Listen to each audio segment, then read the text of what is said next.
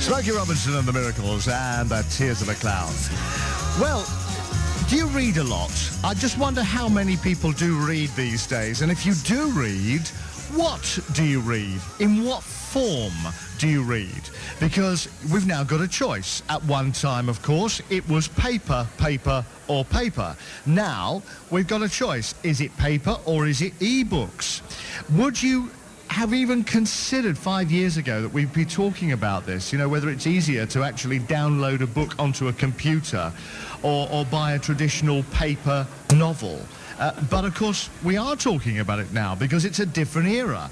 E-readers are one of the biggest growth areas in literature at the moment. And if you've been online shopping for books recently, you'll notice probably that the first suggestions you get from some of the retailers are for e-books rather than the paper books. So things are changing.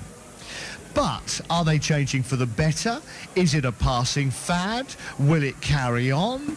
What's the future of the paper book? Now, if you would like to be part of our discussion today, I wonder if you've got a view on this. 01245 49 50 50. Probably better today if you just go to our Facebook page at BBC Essex or just email me, essex.monk@bbc.co.uk. And by the wonders of technology, they'll get the message to you.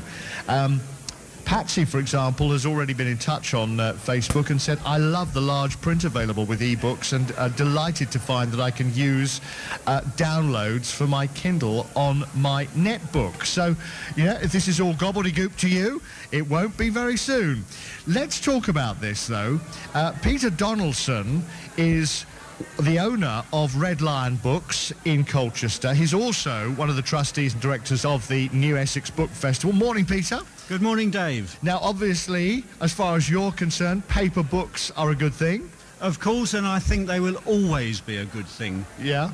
So we've also got with us author Peter Jones, who is the author of How to Do Everything and Be Happy. And Peter, you have done your bit. Morning, Dave. Yes.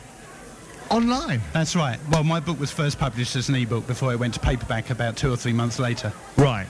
So let's go back to Peter Donaldson to start with. Have paper books actually had their day now? Most definitely not, Dave. However, the book trade is in an absolute transformational time at the moment. I would say that for the last 2 to 3 years, ebooks have been around, e-readers have been around, but they've been just bubbling under. Over this Christmas period, just gone, 1.4 e-readers were sold. Most of them over 90% Kindles. That equates to about 1 for every 40 people throughout the country. So 1.4 million, is it? 1.4 million e-readers were sold. Yeah. So, but that's quite a lot of e-readers, isn't it? It's about 1 for every 40 people in the country. So what is the future for bookshops? Well, I don't think that it's a question of either or. I think paper has a role and I think ebooks have a role. E-readers are very convenient. You can go on holiday and take 20 books with you. Have you got one?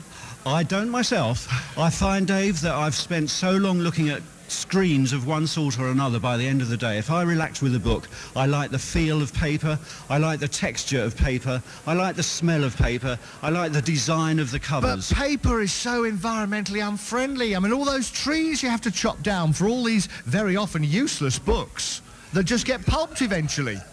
No book is useless. And talking about well, if pulping, nobody reads it, it's useless, isn't it?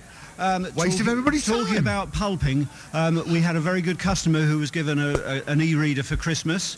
She settled down with it on Boxing Day, and she had one of these armchairs where the back goes down and the legs go up to recline. Where's the story going? Sorry. It's going very quickly, Dave. I'll just finish it. She had a snooze on Boxing Day on her reclining armchair. The e-reader fell out of her hand down the side of the reclining armchair. She woke up half an hour later, pressed a button, the chair went up, and the Kindle was no more. Oh, you wouldn't have that with a proper book, paper would book you? Would still be there. It might be a bit crinkled, but it would still be there tucked down the sofa. So Peter Jones, you know, the advocate of the e-book, what, you can't argue with that? your electronic device would be crushed to a pulp. Well, I totally agree with what Peter said, actually, though. I don't think it's an and or thing at all. I read books in 3 ways. I don't have an e-reader, but I read them on my phone when I'm on the tube. You read them on your phone? On my iPhone. Your eyesight must be amazing, isn't it? Well, that's the wonderful thing about e-readers, as your listener said earlier. You can adjust the font size, so you can make it as big as you need. Secondly, I do read paper books. I love the feel of books, and I love old books as well. And thirdly, I listen to audiobooks, and when we introduced this little section here, you forgot to mention audio as well. I didn't mention audiobooks at all. No. So I mean, and I consume an awful lot of books using all 3 methods. Yeah. Going back to what you were saying about pulping books as well, I don't think that's the case either, because my book, when somebody orders my book as a paper book, they bind 1 copy and send it to that person, and that's called print on demand, and more books are being produced in that manner. And of course, this is a relatively new thing, is it, Peter Donaldson? Yes, increasingly books that hitherto would have been stacked high in warehouses around the country. The accountants at the publishers will recognise that the cost of storage is enormous, and for books which have a slow sell, increasingly they go over to a digital format, and an order will come in, publisher will press button, book will turn up in the warehouse. Absolutely incredible, isn't it? They can do that. Peter Jones, let's talk about your book, because we spoke a little time ago now, wasn't it? Yeah, it was this time last year almost. It was it? And was it available in print then, or was it just online? When we spoke, it was back in March of last year, and it was only available as an e-book, but the print came out about 2 or 3 weeks after we spoke. Right. And I think that boosted my sales of e-books. Ironically, having it available in print rocketed my ebook sales through the roof, and I think it's because people want to know that they can get a book in most formats, right? And it actually helped boost the sales of my ebook. But you did it ebook first, and then print. Yes. Take me through the process, because there's a lot of people listening at the moment who actually want to get into print. They want to actually publish their own book. What happened with you? Take me through the story. Well, I wrote the book first, and then I had it proofread and all that sort of stuff. And when I was happy with the manuscript, then I decided to go down the ebook route first. Yeah. Because I thought that would be easiest. And publisher? No, I decided to self-publish my non-fiction because I was already my fiction work. I was already talking to publishers and agents, and I didn't want to go through that whole process for my non-fiction work as well. Right. And so you decided to do it yourself. How easy is that? It's not difficult, but it's a little bit more complicated than I originally thought. What happened? It took me about a month, but eventually I managed to upload it as an ebook, and I was quite proud of the results. And then having done that, flushed with my success, and realising that people want books in multiple formats, I then looked to actually producing it as a print-on-demand book as well. Right.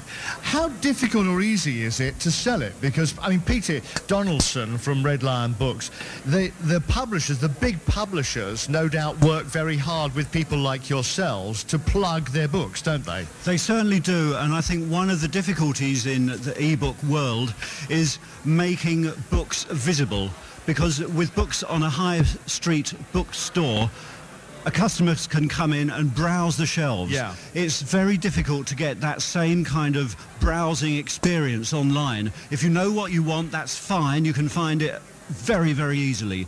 You might also get a recommendation. If you like this, try that. Yeah. But there is nothing that can really compete with the serendipity of casting your eye around the stocked shelves of a bookshop, and the kind of element of discovery of new writers, new books that can come about through the browsing experience. And Peter Jones, would you agree with that? Absolutely. That is one of my biggest challenges, is getting into bookshops and getting my book in. And how's that going? It's going well, yes, it is going well. First thing I did when I walked in today was walk up to Peter Dickinson and hand him a whole pile of my books, so yeah, it's very important. So what's the future? Peter Jones? I think the future is all 3. I don't think we will ever lose out on paper books, but I think books will be available in more and more formats. And Peter Donaldson from Red Lion Books? Well, there is certainly a challenge, and a very serious challenge, for physical bookstores selling physical books. Over the last few years, 19% of physical bookstores in the country have closed. Wow. And that is a worry for everybody involved in the trade. So I think that bookstores will always be here, and physical books will always be here, but I think publishers will have to make sure that the books that are published with a quality and a standard and an attractiveness and an appeal which will make them desired, cherished objects. All right, gentlemen, thank you very much indeed. As I say, if you want to be part of this discussion today, absolutely great, lovely to hear from you.